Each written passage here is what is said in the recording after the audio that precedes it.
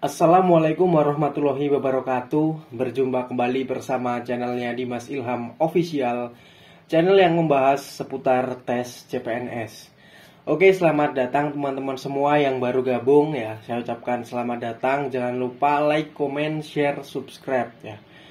Pada kesempatan kali ini saya akan berbagi video tentang tes karakteristik pribadi ya, atau TKP.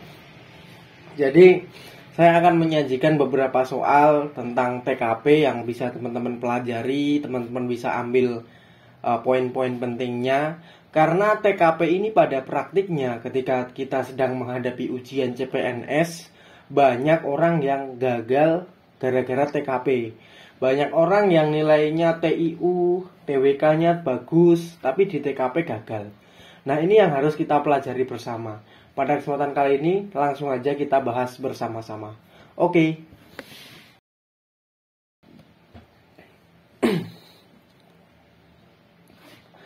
Ketika Anda ditugaskan menjadi seorang admin media sosial instansi pemerintah, maka Anda memiliki tanggung jawab untuk menjaga privasi dan keamanan data.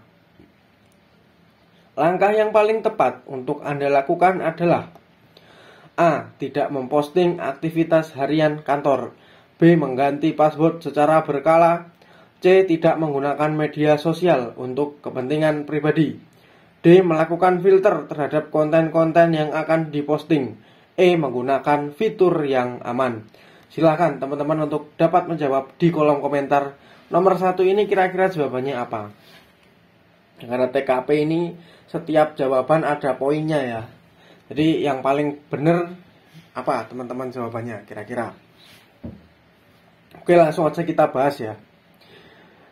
Ketika kita dipercaya menjadi admin media sosial ya, untuk menjaga privasi dan keamanan data yang dimiliki instansi pemerintah, maka nomor 1 ini jawaban yang nilainya paling tinggi adalah yang D.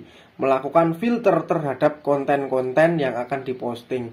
Jadi sebelum kita membuat sebuah publikasi konten, ya kita filter terlebih dahulu, kira-kira kontennya ini sensitif atau tidak, kemudian berpengaruh terhadap privasi data kantor atau tidak. Nah, kalau nggak ada filter, bisa jadi data-data pribadi, data-data yang itu sifatnya rahasia negara bisa jadi terpublikasi. Nah, kemudian untuk yang jawaban yang kedua yang paling tinggi adalah yang B. Mengganti password secara berkala.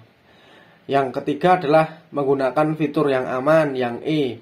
Kemudian yang selanjutnya yang C, tidak menggunakan media sosial untuk kepentingan pribadi. Dan yang terakhir, yang opsi paling kecil nilainya adalah yang A, tidak memposting aktivitas harian kantor.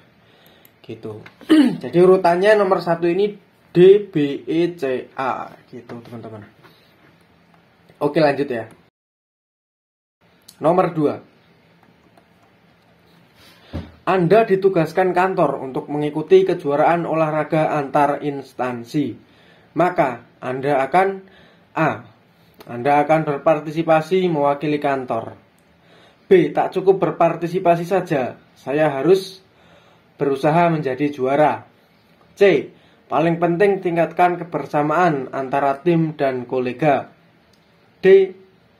Saya realistis dan tidak ambisius. E. Apapun yang saya lakukan untuk menjaga nama baik kantor.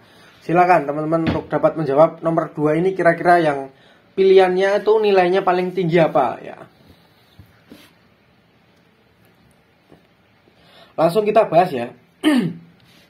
Anda ditugaskan kantor mengikuti kejuaraan olahraga. Di sini yang pengen didapatkan adalah ya semangat, ya motivasi untuk bisa berprestasi. Jadi nomor 2 ini poin paling tinggi adalah opsi B. Tidak cukup berpartisipasi saja, saya harus berusaha menjadi juara. Nah, di sini ada poin motivasi, kemudian keinginan untuk berprestasi menjadi yang terbaik. Nah, seperti itu. Kemudian untuk yang kedua, jawaban yang tertinggi kedua adalah yang E. Apapun yang saya lakukan untuk menjaga nama baik kantor. Kemudian yang C, paling penting tingkatkan kebersamaan antara tim dan kolega. Kemudian yang ke A, cuman sebatas berpartisipasi ya, ini yang A ini. Kemudian opsi yang terakhir yang nilainya paling rendah adalah yang D, realistis dan tidak ambisius. Nah, ini kata-kata realistis dan tidak ambisius ini menunjukkan seseorang yang pesimis gitu.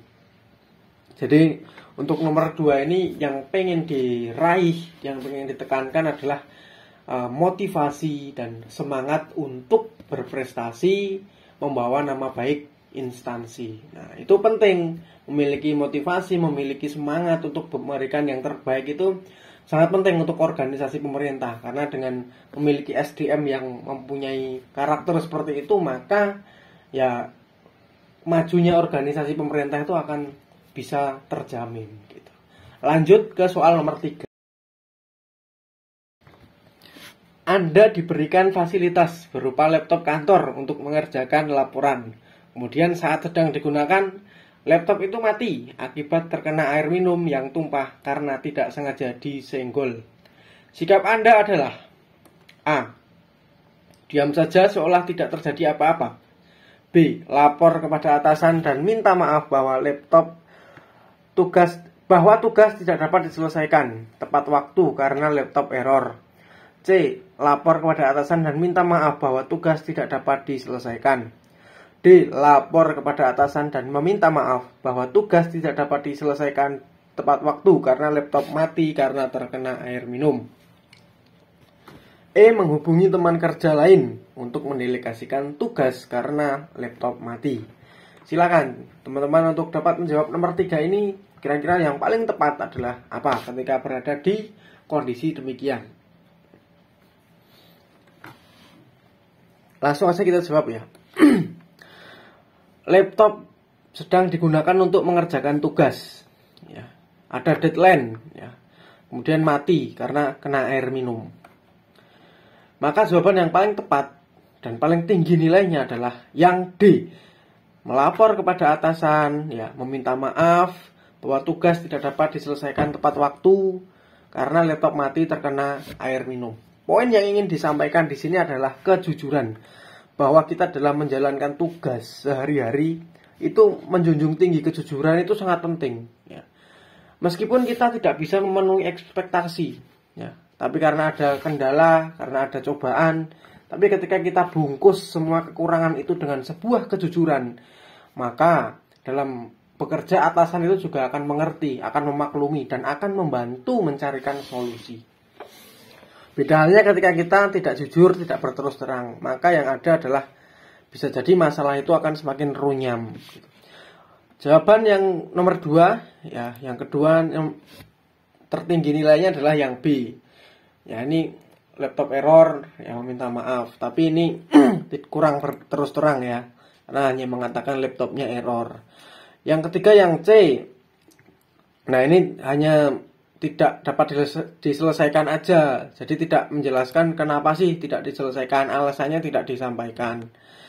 Kemudian yang E, menghubungi teman kerja untuk mendelegasikan tugas. Nah, ini sebenarnya menghubungi teman kerja ini bukan ranah kita. Ranah kita ini adalah pelaksana, yaitu bertugas. Kalau masalah mendelegasikan tugas itu, ya itu masalahnya atasan kita, ya tugasnya atasan kita. Yang terakhir adalah yang A, diam saja seolah tidak terjadi apa-apa. Nah, ini tidak akan menyelesaikan masalah ketika kita hanya diam saja. Jadi untuk soal nomor 3 ini teman-teman, yang ingin ditekankan adalah karakter kejujuran ya. Kita dalam bertugas sangat diuji kejujurannya. Meskipun ya itu tadi saya sampaikan, kita punya kekurangan, tidak bisa memenuhi ekspektasi ya. Karena ada cobaan ya. Tapi ketika itu semua kita bungkus dengan sebuah kejujuran, maka kata maaf itu akan selalu ada. Kemudian juga pimpinan pasti akan mengerti dan akan membantu mencarikan solusi. Beda halnya ketika kita diam saja ya, diam aja nggak terus terang ya, pimpinan masalah justru akan melihat kita adalah seorang yang buruk, yang tidak bisa bekerja sesuai dengan tugas yang diberikan. Begitu. Oke, jangan lupa sebelum lanjut ke soal nomor 4, bisa teman-teman like, comment, share, subscribe. Saya doakan teman-teman yang sudah melakukan itu semua semoga diterima CPNS di tahun 2023 ini. Lanjut ke soal nomor 4. Anda adalah pegawai baru di sebuah instansi pemerintah. Pada suatu waktu, atasan Anda mengajak Anda untuk perjalanan dinas ke luar kota untuk koordinasi. Di dalam hati Anda sangat tidak mau untuk mengikuti perjalanan dinas tersebut karena ada agenda pribadi. Sikap Anda adalah A. Jujur kepada atasan untuk tidak mau mengikuti perjalanan dinas karena ada agenda pribadi. B. Tetap mengikuti perjalanan dinas dengan berat hati dan mengubah jadwal agenda pribadi. C. Mencari-cari alasan untuk bisa menolak ajakan untuk perjalanan dinas. D. Terus terang kepada atasan tidak mau ikut perjalanan dinas karena kalau dipaksa tidak akan maksimal kinerjanya. E. Tetap ikut dan menyampaikan kepada atasan untuk tidak mengajak lagi ke depannya kalau ada perjalanan dinas. Silakan teman-teman untuk dapat menjawab di kolom komentar. Nomor 4 ini apa?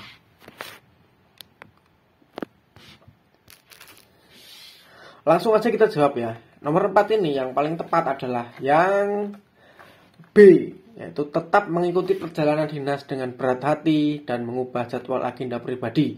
Nah, ini yang pengen disampaikan di sini adalah kepatuhan, bahwa kita dalam bertugas kita harus patuh terhadap atasan ya.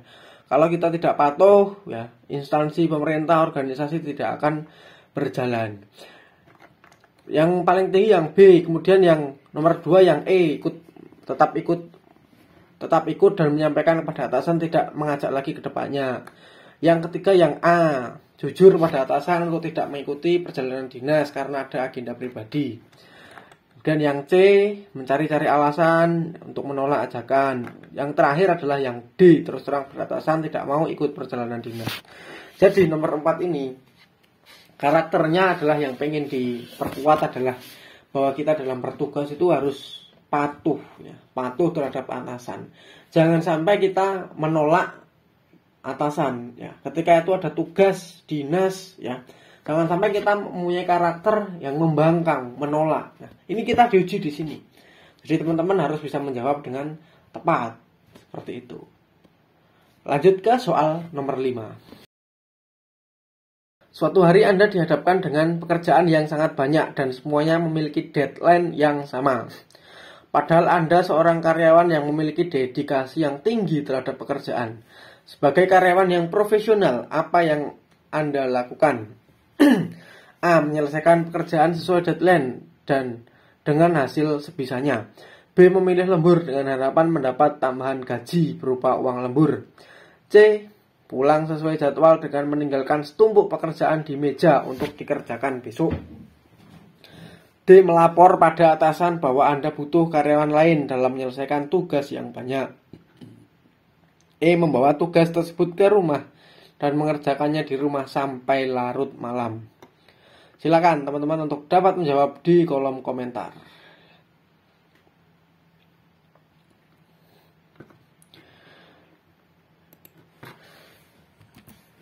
Oke, langsung aja kita jawab ya. Di sini Anda adalah karyawan ya. Dedikasi Anda itu sangat tinggi untuk kantor ya. Punya pekerjaan yang sangat berat ya, sangat banyak, deadline-nya sama.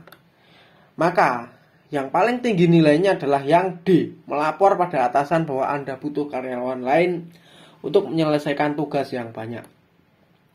Anda overload tugas. Kalau tidak melapor pada atasan, atasan tidak tahu.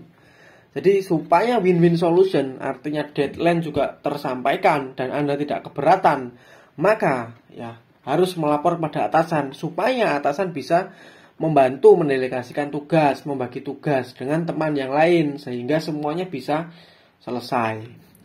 Kemudian untuk yang kedua, yang nilai tertinggi kedua adalah yang E, membawa tugas sampai rumah larut malam. Yang ketiga adalah yang A, menyelesaikan pekerjaan dengan hasil sebisanya ya, ini nggak maksimal. Dan yang B, lembur dengan harapan tambahan berupa gaji dan uang lembur. Ya kalau ada uang lemburnya, kalau nggak ada, nah gimana? Kemudian yang terakhir adalah yang C, pulang sesuai jadwal dan meninggalkan setumpuk pekerjaan. Nah, kita yang pengen disampaikan di soal nomor 5 ini poinnya adalah bahwa kita dalam bekerja itu harus bisa selesai dengan tuntas. Ketuntasan. Ketika kita mendapatkan sebuah pekerjaan, ya kita bisa selesaikan dengan tuntas. Jangan sampai tugas itu menumpuk dan akhirnya menjadi sebuah masalah. Paling parah adalah menjadi masalah buat teman kerjanya. Ketika itu kita tidak mampu, maka kita ya lapor kepada atasan kita yang punya wewenang untuk membagi tugas-tugas itu supaya kita nggak keberatan. Oke, cukup sekian video pada kesempatan kali ini. Ya, jangan lupa like, comment, share, subscribe. Sampai jumpa pada video selanjutnya. Terima kasih. Wassalamualaikum warahmatullahi wabarakatuh.